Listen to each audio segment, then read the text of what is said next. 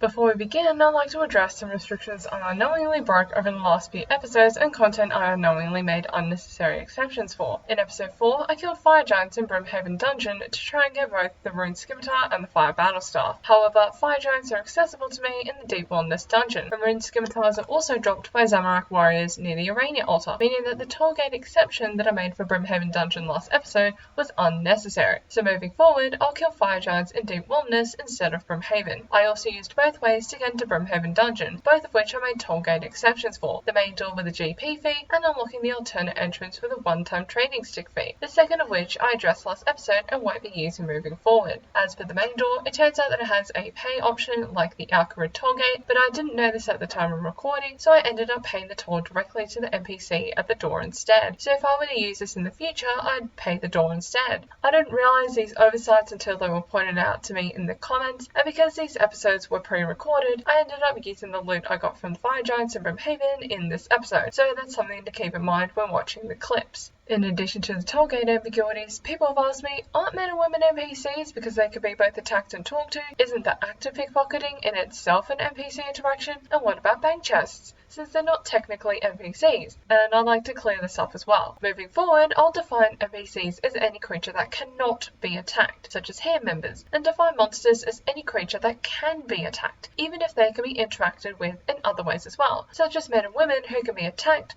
talked, and pickpocketed. I'll restrict myself from any interaction with an NPC creature, such as shopkeepers, quest folks, boat sailors, etc., but allow any interaction with a monster creature, even if said interaction, such as pickpocketing, is in itself typically seen as an NPC interaction. I'll also allow free access to toll gates and other things that my character would be able and willing to access if NPCs didn't exist, including the ability to freely get any items required to do so, even if this item acquisition in itself requires NPC interaction.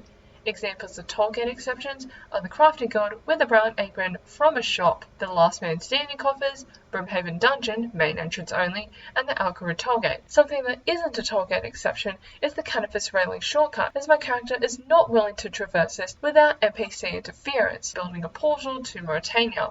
The reasons for these exceptions are because the purpose of the series is to explore everything left behind in Gillinor upon its NPCs evaporating, and that includes all interactions with monsters, such as pickpocketing them, and not letting NPCs gatekeep us from areas that would otherwise be accessible to us. Although it is important to note, in retrospect, that instead of robbing hardworking citizens for level 5 thieving for cake stalls, I could have picklocked either the door to the 10-coin chest in Ardoin or the ham trapdoor near the ham hideout. And while I could technically work around the tollgate exception, mainly the Crafting Guild with the golden apron, I don't want to be spending hundreds of hours jungling easy clues for rare items that are only required due to something or someone in the game that wouldn't be there if the premise of this series was applied, as that's not the purpose of the series. More than anything, this is an exploration series of what happens when we ignore NPCs beyond just skipping all the dialogue during a quest.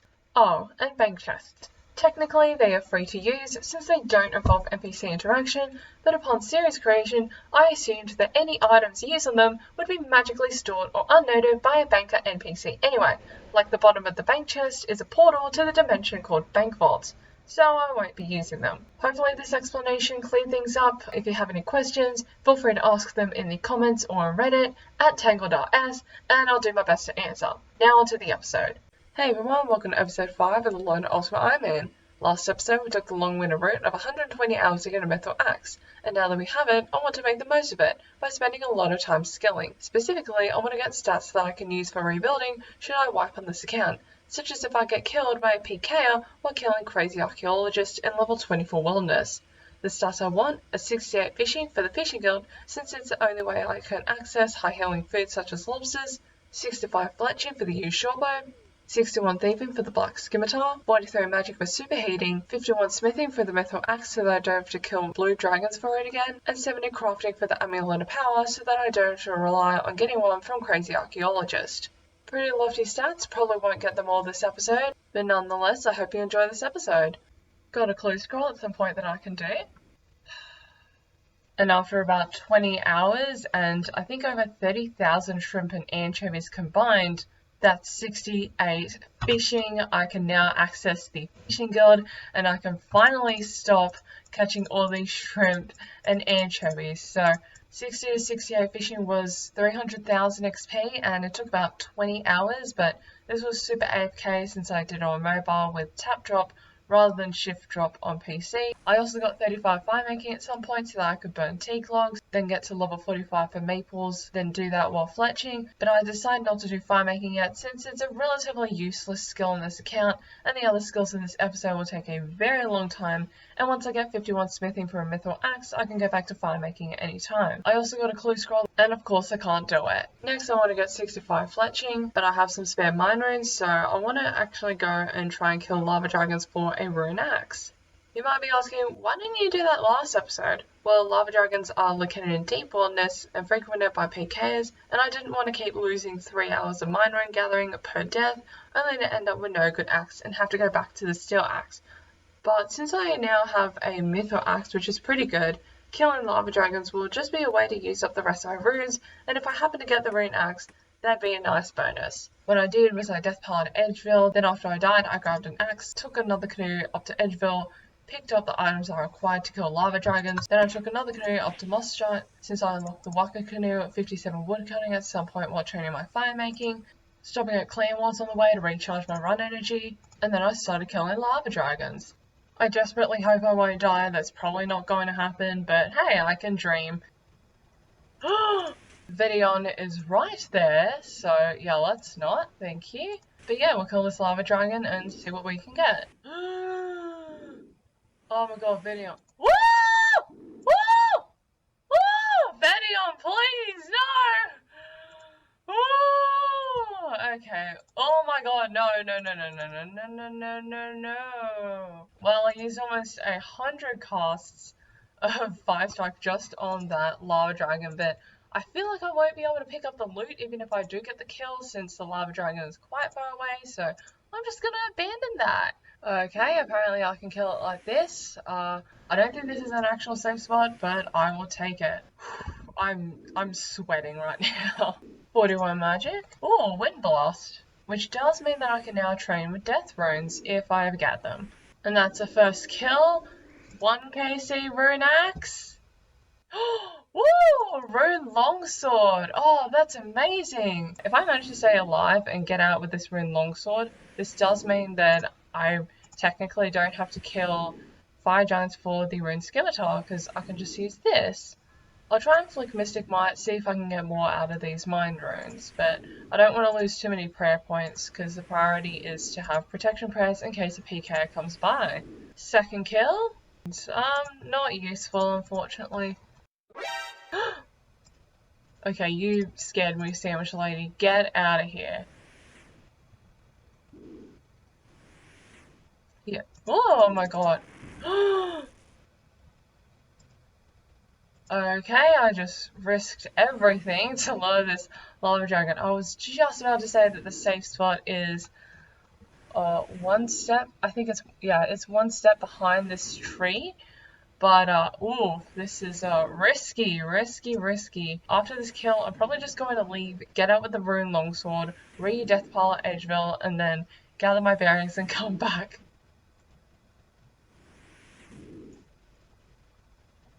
Okay, 126, he can't kill me. Oh, okay. That was scary. Oh, I should have just logged out, but I didn't, because I'm an idiot.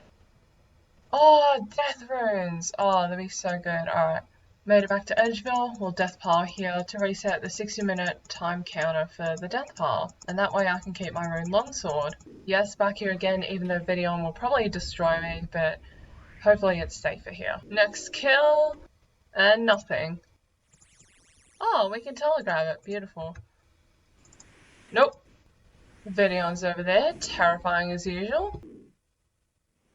Woo! Woo! Woo! Videon, no! I don't mean to react so drastically, but I've never killed lava dragons before, so Videon just being there is the most terrifying thing and then add the PKs that I also can't defend against on top of that, and although I guess losing the runes isn't such a big deal, and the air stuff is going to be the biggest loss. Getting the magic of Amulet back would be pretty annoying, but it's something that I can do, whereas the Staff of Air, that's an RNG based thing. We'll say though that with the Rune Longsword it definitely does make it better, but I'm still not going to be happy about it. Next kill. More death runes, not bad. Oh, and a looting bag? What? Oh, I didn't even see that. Oh, you can't telegraph that. Interesting. The more you know. Oh, rune javelins, terrible. Another looting bag. Wow. Okay, so that guy's a level 99, so thankfully since I'm in the lower part, they can't attack me, but if I'd been in the northern end, they would have been able to attack me. Next kill, what do we get? Woo! Rune axe! Oh, let's get the hell out of here. Okay, betting on please don't come near me. Let's run. A rune axe is incredible. That's so good. I was just about to say I got 43 magic from this, but now I won't get it here. Oh, let's go. Yeah, it was literally 7 lava dragons, and I got both the rune longsword and the rune axe. Like, I was just going for the rune axe, but I also got the rune longsword, which means I don't have to kill fire giants, and I realized that training will be a little bit slower with the rune longsword versus the rune scimitar, but I don't care. Didn't even use like half of my mind runes. Well, I used a little over half, but I will say though that I think getting this rune axe has literally just removed, what, 120 hours of work? Though I will say that through the grind for the Mythical Axe, I did get high magic, which definitely helped a lot with the kills and allowed me to use the death runes I got from lava dragons to get faster kills. So I guess it all worked out, but I'm going to read Death Card real quick so that I can use the lava dragon bones on the Chaos Altar. Hopefully I won't get PK'd, but I won't feel too bad if I get PK'd since, well, I won't be risking everything on this account. Wow, almost 300 XP per bone. I probably won't get a level from this, but hey, prayer XP is prayer XP. Yeah, I can now die since I have no items, and then, oh my god, okay.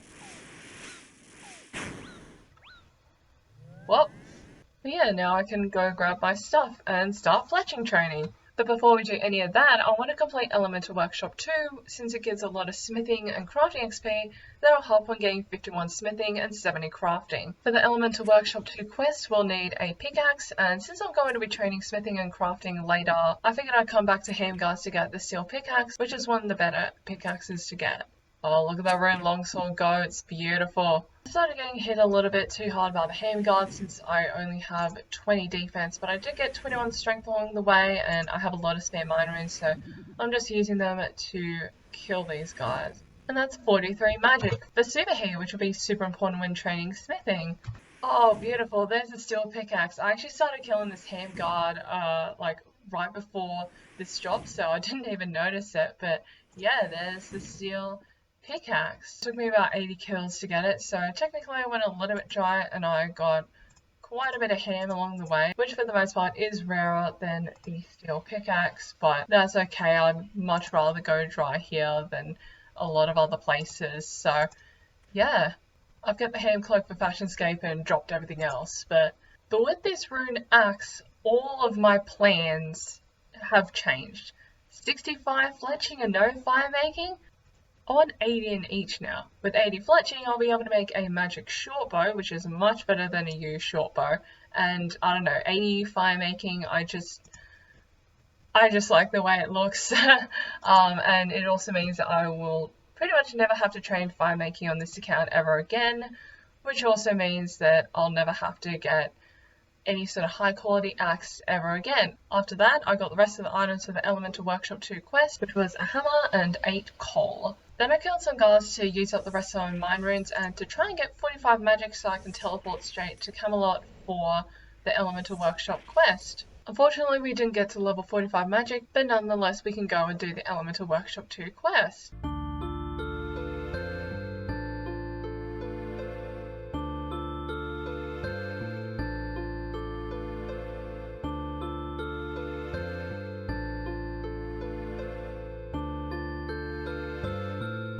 And that's the Elemental Workshop 2 quest complete. Got 43 smithing and 42 crafting, but I'll drop the mine helmet because it is not useful. And this is where we'll be sitting for the next forever. Since I have the rune axe, my plan is to get 80 fletching to make a magic short bow and 80 fire making to go along with it. That way I'll never have to train wood cutting or fire making or fletching ever again. And because I'm now training with the rune axe, I am going to drop the mithril axe. Thank you for getting me to 35 plus fire making, but you did absolutely nothing else. After about 25 or so hours, there's 65 fletching. I can now make yew short bows, which was the original goal. I also got 70 wood cutting along the way, but now I'm going to take a break and train some fire making. That's 45 fire making. I can now burn maple logs, but this is going really quickly, so I'm just going to stick here for now. Got an easy clue scroll. Completely missed 50 fire making by the way, but I won't be going to Wintertot since I can't get there.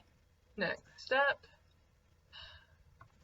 I've only been able to complete one clue scroll, an easy one, but the reason I'm trying to complete clues anyway is, first of all, clues are fun to, try and see whether I can do them. Second of all, it's because clues can give pickaxes, easy can give black pickaxes, medium can give either mithril or adamant, and then I think hard clues can give rune pickaxes, which they'll be my best in slot pickaxes other than Scorpio for the rune pickaxe and Chaos Elemental for the dragon pickaxe. Elite clue, I've never received one of these. And of course I can't do it. I completely missed 60 fire making, but it does mean that I can burn yew logs. So I'm going to try and chop those since it's quite a bit more AFK than teaks. I just found this really nice spot here to chop yew trees, which is just south of the Legends Guild, and it looks like a really nice spot for fire making since there seems to be a lot of free space for making fires. So I'm just going to go ahead and grab a knife because I figured that I could fletch here as well. Ah ha ha, there's a knife here in this sorcerer's tower. Can't wait to chop you down for a magic short bow one day. My old friends. Gonna try and fletch the yew logs as well. Oh, that's beautiful, 67 XP. But these are extremely slow to chop, so I'll probably only do it when I want to super AFK.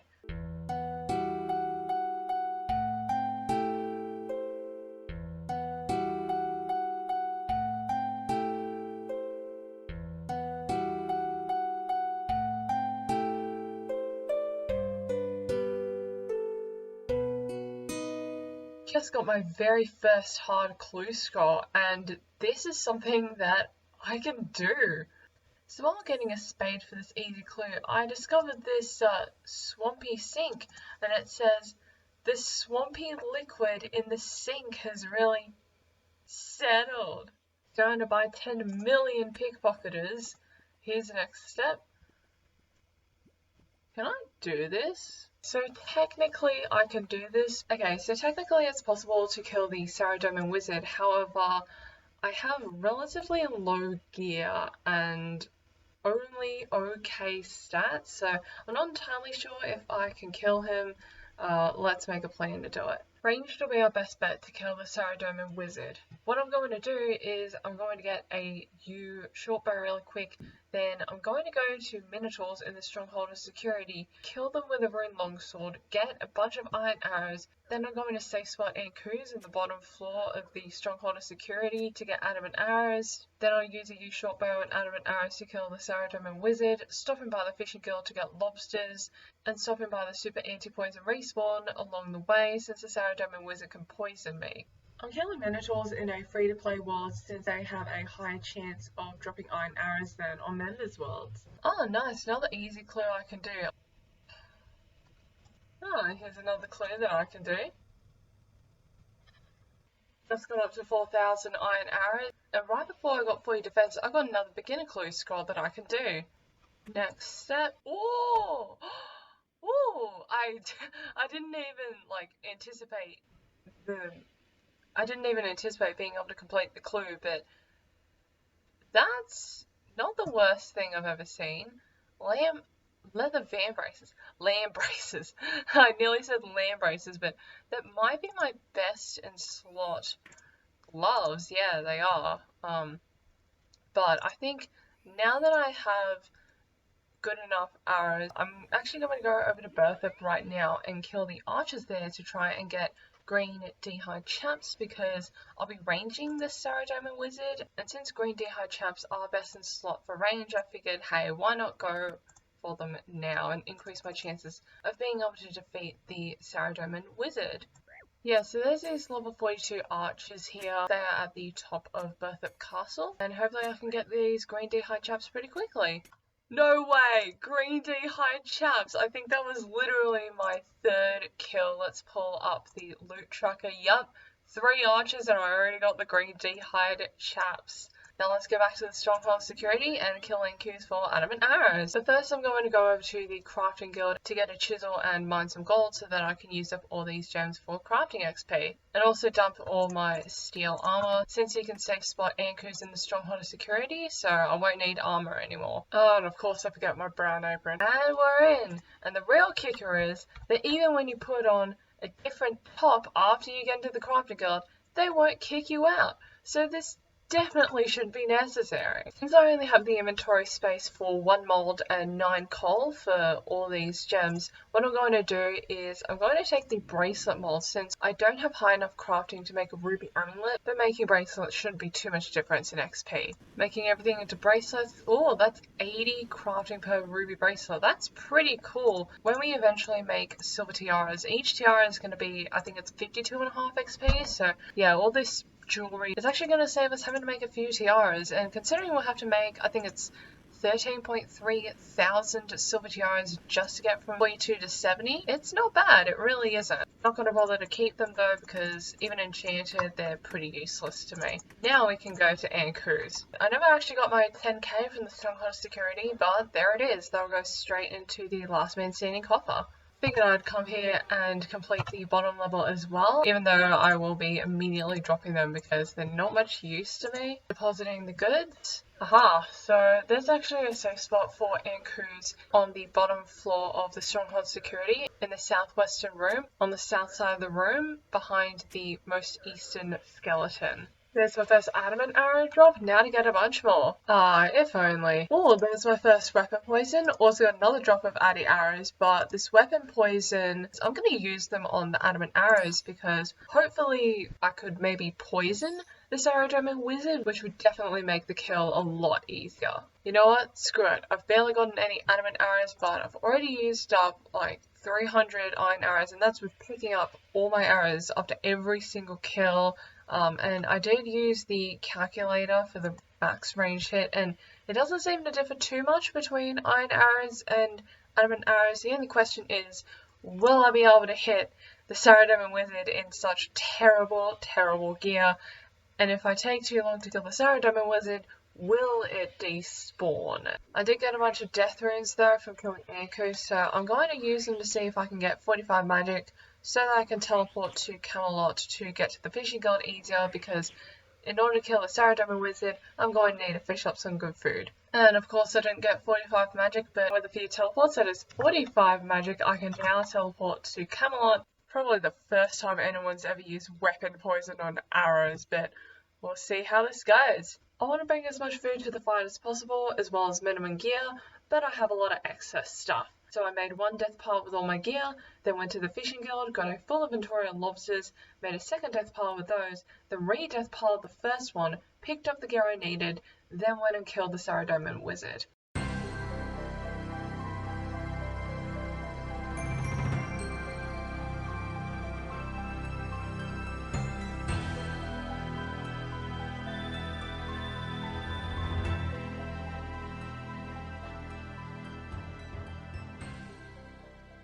Yes! Yes! Yes! Oh, I beat him! Yeah, I definitely needed those arrows though. Oh, let's see if we can do the next step. Oh, we can do this! Oh, also, I did not know that there was a rope spawn here. That's delightful. Now, can we do this next one? Oh, we can do it! We can do it! Can we do the... Oh. Okay, we've already... Oh, nope, we need to get out of here. Woo! We can do this! 4 steps. 4 steps on this hard clue, all completable. That is absolutely insane. If we can somehow complete this hard clue, please be the casket. They ask you how you are, you just have to say that you're fine when you're not really fine, but you just can't get into it because... I can't get there. I literally can't. I don't think I can get there. I literally don't think I can get there. Oh no. Oh.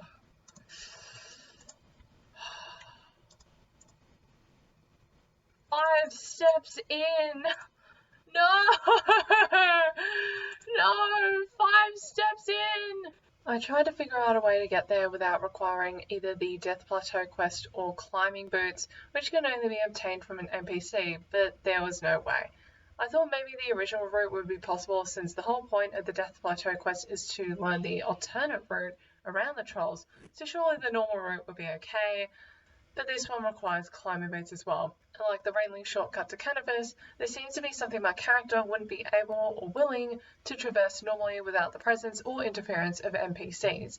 And the alternate route around the trolls is not only learned from an NPC during a quest, a very drunk one by the way, but it also requires climbing boots. So unfortunately I will have to drop this clue, which is pretty devastating because hard clues are 4 to 6 steps and this would have been the final step. I really genuinely thought I'd be able to complete that clue, but to be fair, there are so many steps that I can't complete. There's entire categories I can't complete. I can't complete anagrams, I can't complete emote clues, I can't complete those music clues where you play a piece of music in front of Cecilia, this NPC in Falador Park, and she gives you a gift of the next step.